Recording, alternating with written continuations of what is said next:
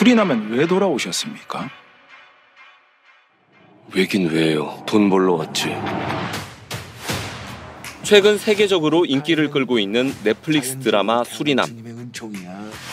남미 국가 수리남에서 한국 출신 마약왕 조봉행을 잡기 위한 국가정보원과 민간인의 활약을 담고 있습니다.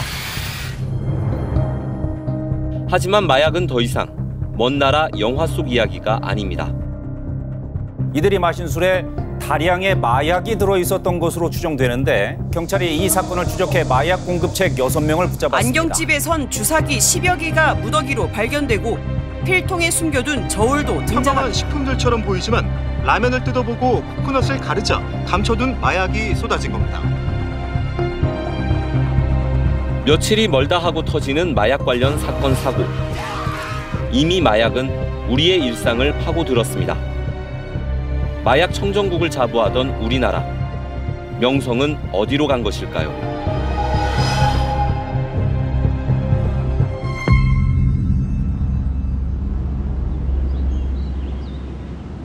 울산 중구의 한 캠핑장. 한 남성이 비틀거리며 걷고 있습니다. 맨발의 윗옷을 다 벗은 남성. 화단에 넘어지고 길바닥에 주저앉기를 반복하더니 급기야 누워버립니다. 그런데 갑자기 소리 들려서 심한 소리 들렸어. 그래. 이리 가니까. 이제 이제 막 이 밤띠 넘고 이게 막 뻗어쁘고 뜯어쁘고 막 그래 했어. 술 먹으면 술 냄새 나잖아. 술 냄새는 안 나. 그런데 얼굴 눈알이 이제 동태가 이제 그려졌더라고. 이제 막 쭉 깔아앉고. 그 이상하다. 술 먹은 사람 아닌데 완전히 훌뚝 돋고. 그래서 112 신고했지. 출동한 경찰이 남성을 순찰차에 태웁니다. 상황이 정리됐다고 한숨 돌리려는 순간 이번에는 300m가량 떨어진 캠핑장에서 다급한 요청이 들어왔습니다. 저 밑에서 이제 아줌마 한 명 올라오면서 이 사람 혼자가 아니다. 밑에 2명 더 있다. 그때까지도 경찰하고 우리 혼자인 줄 알았지. 그래가 이제 내려갔지. 뒷좌석 문이 열린 채 움직이는 흰색 SUV 차량. 캠핑장 입구를 나서는가 싶더니 이내 인근 도랑에 빠졌습니다. 탑승자는 남성 2명. 그런데 이들의 모습과 행동이 이상했습니다. 차는 이제 뭐 도랑에 빠져가지고 완전 김이 무릉무릉 막 이렇게 화재가 막 일어나려고 하고 있는 상태고 앞에 에어백은 다 터져가 있고 그 친구들을 이제 그 도랑에서 번져내서 밖으로 이제 데리고 나왔어요. 데리고 나와가지고 이래 보니까 뭐 이마에도 조금 뭐 찢어져가지고 피도 조금씩 나고. 그런데 이제 그 2명이 이제 내 아직 안 죽었나면서 뭐 이런 말도 하고 눈동자도 완전히 풀려가 있고.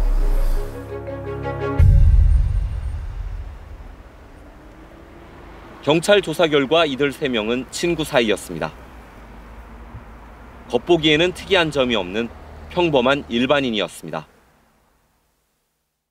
폭력적인 거나 그런 게 전혀 없었고 뭐 문신을 하고 있었지만 뭐 그렇다고 해서 뭐 어디 조직에 몸담고 그런 건 아닌 것 같더라. 곧 결혼할 상대도 뭐 결혼 날짜도 잡아놨다 하니까 그게 평상적으로 이제 사는 일반인이라고 봐야 되겠어. 그렇다면 왜 이 같은 이상 행동을 보인 것일까요? 원인은 마약이었습니다. LSD라는 향정신성 의약품을 투약한 겁니다. 그 LSD라고 필로폰하고 그런 거에 여러 수백 배 그런 효과가 있다 하더라고요. 예전에 태국에서 그 3명이 같이 이제 그 마약을 한번 경험한 적이 있고, 그러고 이제 국내에서 이제 그 중에 한 명이 인터넷 사이트로 그 사이트로 이제 구매를 했다. 인터넷 사이트에서 이제 구매했는 거를 이제 그 텐트를 이제 그 쳐놔놓고 거기서 3명이서 이제 같이 흡입을 했는 거예요. 그 흡입을 해가지고 한 명은 위로 이제 올라갔고 나머지 2명은 차를 몰고 가다가 거기 그대로 빠져버렸어요.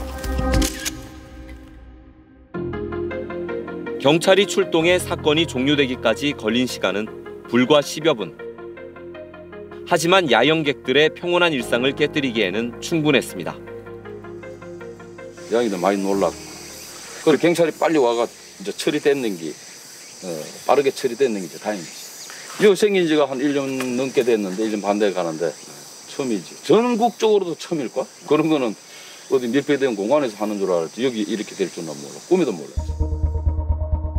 마약 투약 소동이 모두 이 정도로 끝나는 것은 아닙니다. 지난해 12월 울산광역시청 주차장. 한 승용차가 주차 차단기를 들이받고 돌진합니다. 승용차는 출동한 경찰 차량을 계속 들이받으며 도주를 시도합니다. 운전자는 필로폰을 투약한 30대 남성.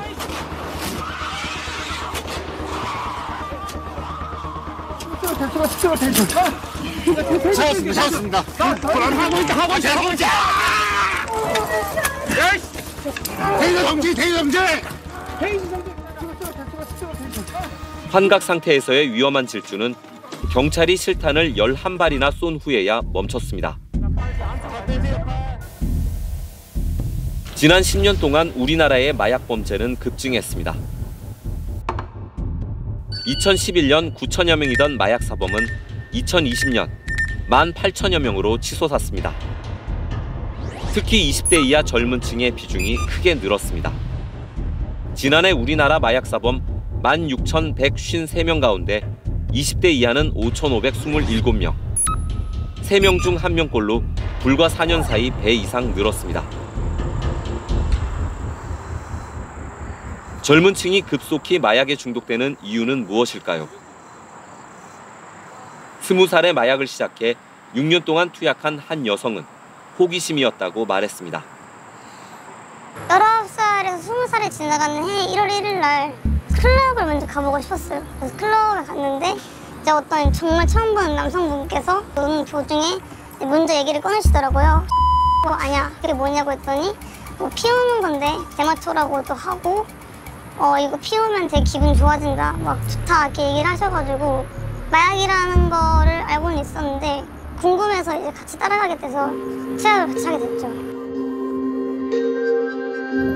한 번 시작한 마약은 다른 마약으로 점점 범위를 넓혔습니다. 대마초를 하고 나서 LSD를 같이 해보고 액상대마도 같이 해보고 엑스터시를 복용하면은 기분이 되게 업이 돼서 음악이랑 이제 같이 어울려져서 좋아요, 기분이. 그래서 그 엑스터시도 하고 그때 뭐 몰리라는 약도 하고 그 케타민이라는 것도 하고 다양한 걸 한 것 같아요. 웬만한 알약 종류나 그런 향정신성 마약, 뭐 신종 마약 그런 것들은 다 해본 것 같아요. 근데 저는 여자다 보니까 그분 남자고 어쩌다 보면 성관계를 좀 원하잖아요. 그래서 공짜로 약을 주신 것 같아요. 공짜 마약이 끊기자 스스로 마약을 구하기 시작했습니다.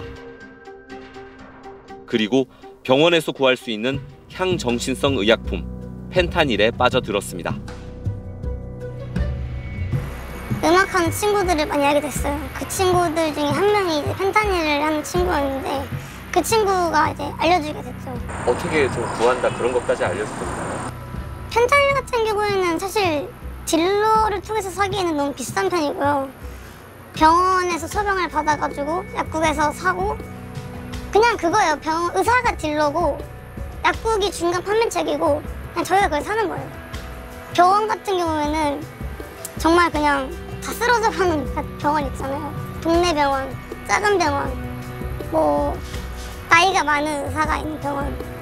딱 봤을 때 여기 사이즈 나오겠는데 이런 병원을 주로 찾아가는 편이에요. 한 풀리면은 네. 나서 다 같이 가요. 그쵸. 근데 그 병원 리스트도 공유를 하는 편이에요. 돈을 주고. 그리고 한 병원은 그냥 알면서도 주는 경우가 많아요. 그냥 들어가자마자 간호사가 물어봐요. 팩지? 이렇게 물어봐요. 그럼 네 맞아요. 앉아 계세요. 이런 병원도 있었어요. 여성은 친구 상당수가 마약을 하고 있다고 말했습니다. 주변에 이렇게 친구분들 보면은 약을 좀 하는 분들이 많으신가요?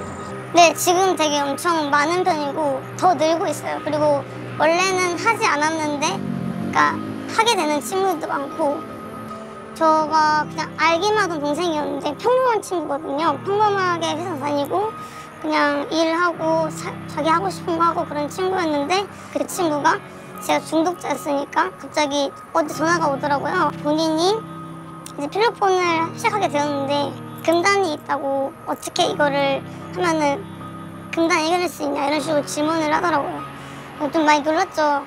그 친구가 나이가 이제 21살? 22 정도밖에 안 되는 친구였거든요.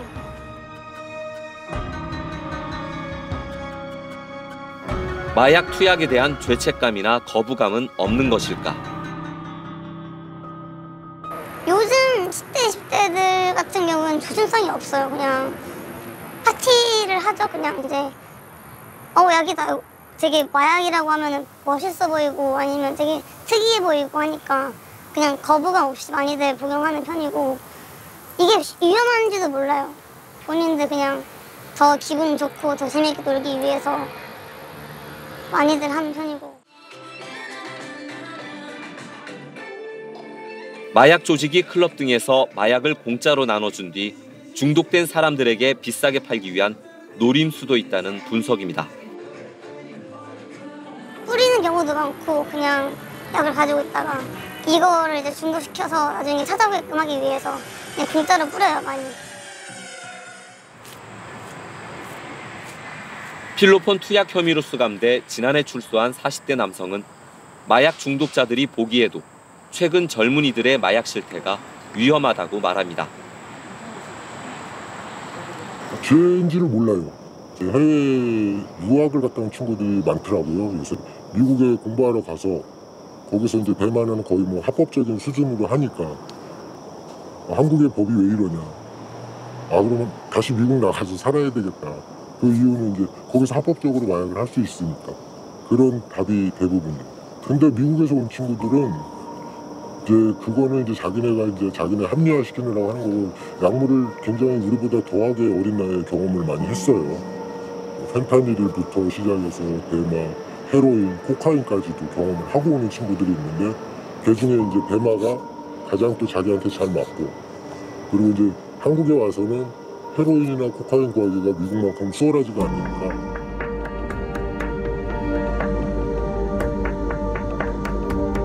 청년층 마약 사범이 급증하는 건 해외 체류 기회 확대와 함께 인터넷 환경 변화와 관련이 깊습니다. 검색 사이트에 마약을 뜻하는 은어만 입력하면 마약 광고 게시물을 어렵지 않게 검색할 수 있습니다. 연락은 텔레그램을 통해, 거래는 비트코인 같은 가상화폐를 통해 이루어집니다.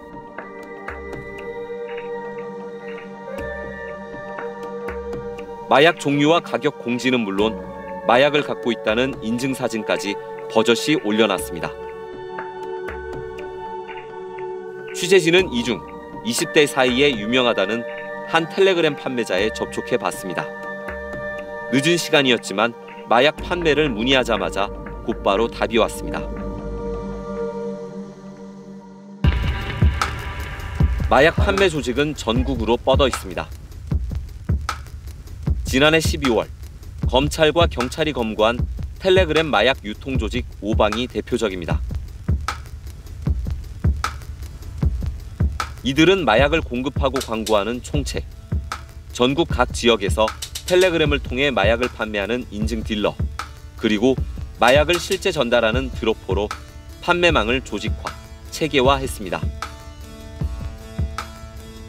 이들의 텔레그램 방에 접속한 회원만 1000명이 넘었습니다.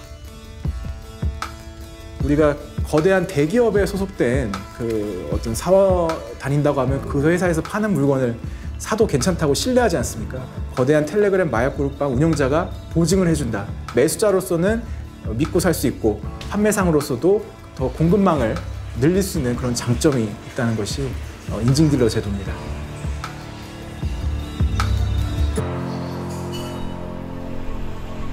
검찰도 처벌 수위를 높이고 있습니다.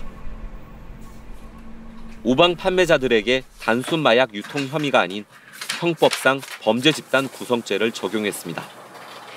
그 오방 운영자를 경찰에서 검거한 이후에 같이 이제 협력 수사를 하다 보니까 이게 그때 전에 판결이 났던 일명 그 성착지물 박사방 사건과 굉장히 유사하다는 점을 발견했습니다. 일반방, 시민방, 뭐 VIP 방식으로 방의 종류를 나누고 각자 이제 특정한 닉네임으로 조직원을 조직원을 특정이 가능하고 또 이제 각자 역할이 분담이 되어 있는 그런 특성이 있다는 것을 확인했습니다. 각 수사 기관마다 마약 때문에 비상입니다. 지난달 30일 인천의 한 지하 주차장. 한 50대 남성을 해경이 뒤쫓습니다. 중국에서 국제 여객선 등을 통해 국내로 마약을 들여온 혐의입니다. 자, 미란다 혹시 고지 들었죠? 못 들었어요? 못 들었어. 해경은 지난 11일 해당 남성을 구속했습니다. 올해 초부터 마약류에 대한 집중 단속을 벌이는 경찰은 마약 수사에 잠입 수사 방식을 도입하는 방안까지 검토 중입니다. 사실 우리나라에서 유통되는 마약은 대부분 해외에서 건너왔습니다.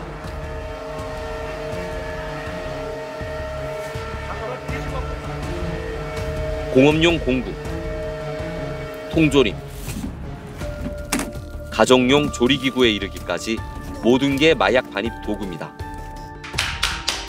이처럼 마약을 숨기려는 쪽과 찾으려는 쪽에 치열한 수싸움이 계속되는 곳, 바로 세관입니다. 요게 이제 외국에서 들어온 우편 형태인데요. 이렇게 엽서 안에 이렇게 우표 형태로 들어오는 마약인데요. 그러면 LSD라는 마약이고요.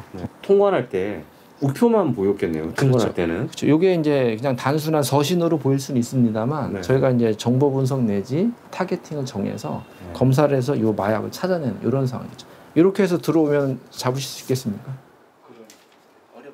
이게 브랜드는 원래 이거 그냥 일반 무슨 화장품 같은. 그렇죠. 이렇게 해서 이제 합성되면 액체 상태로 들어온 건데요. 이렇게 지금 뭐 어쨌든 샴푸형이든 뭐 어떠한 퓨레 상태의 액체 상태로 위장을 해서 이렇게 해서 반입이 되면 이 속에 마약이 들어있다고, 특히 합성대마의 액체성이 들어있다고 판단하기는 생각보다 굉장히 어렵죠. 특히 세관은 국내로 들어오는 마약을 원천 차단할 수 있는 길목입니다. 세관이 지난해 단속한 밀수 마약만 무려 1272kg, 금액으로 환산하면 4천억 원이 넘습니다. 넘어오는 순간, 시중에 판매하는 순간, 이 엔드 유저들이 이걸 접하는 순간은 가장 마지막 단의 거래이기 때문에 가장 최일선에서의 거래 단계에 단속하는 것이 가장 효율적인 방법이죠. 하지만 현실은 녹록지 않습니다. 관세청의 마약 전담 수사 인력은 고작 47명. 그나마도 수사권 조정 이후 수사 업무가 늘면서 12명 늘어난 숫자입니다. 마약은 적발도 중요하지만 적발 이후에 들어가는 수사 단계가 더 중요하거든요. 수치인, 실제 수치인을 잡아내는 이 과정이 중요한 것이고요.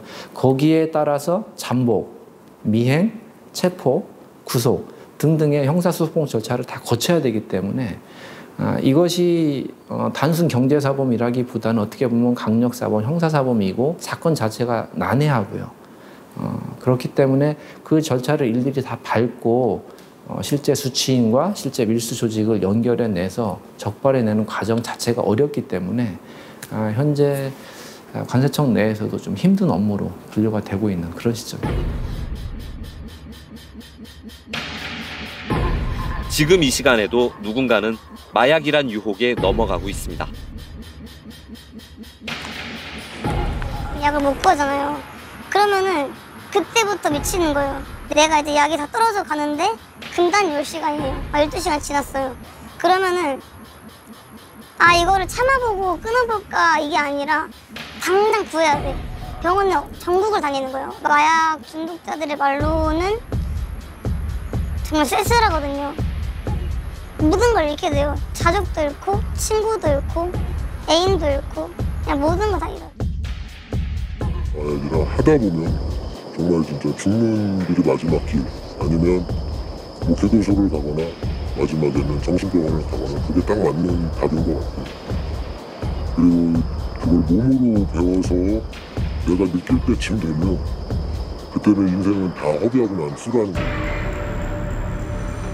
세관에서부터 검찰과 경찰의 현장 단속까지 체계적인 마약 확산 방지 대책이 마련돼야 할 시점입니다. 단속 기능, 지금 분산되어 있는 수사기관끼리 수사의 어디에서 한 명이 중독자가 발생됐다 또는 판매자가 한 명이 검거됐다 그러면은 정보 공유가 돼야만이 우리가 전국에 흩어져 있는 문제를 해결할 수 있기 때문에 미국의 수사청같이 우리나라도 시급히 설치되어야 된다고 봅니다. 죗값을 치른 마약 사범들이 사회로 복귀할 수 있는 통로도 만들어줘야 제2, 제3의 마약 범죄를 예방할 수 있다고 전문가들은 지적합니다. 교도소에 있는 사람들 나와서 은행 가서 통장 만들래도요. 재직증명서 갖고 와라, 뭐 갖고 와라 만들 수가 없어요. 어차피 불법으로 정해져서 살 수밖에 없던 사람들이 다시 자기가 살려면 불법적인 일밖에 할 수가 없는 처지에 있는 거거든요. 그럼 그쪽에 전부 다 마약이 연결돼 있어요. 그러니까 자체가 꼭 마약으로 중독자만 문제가 된 게 아니라 사회에서도 뭔가 이 사람들이 개선해서 살 수 있는 방향성을 놔두고 뭔가 좀 보탬에 대해서 치료 역할을 돼서 이 사람들이 사회인으로 돼야지 무조건 해서 뭐 너 마약했어? 너 이게 재판에 들어가 이런 것만 한다 그러면 이 사람들도 어떤 그 노력과 의지가 없는 거 아니거든요.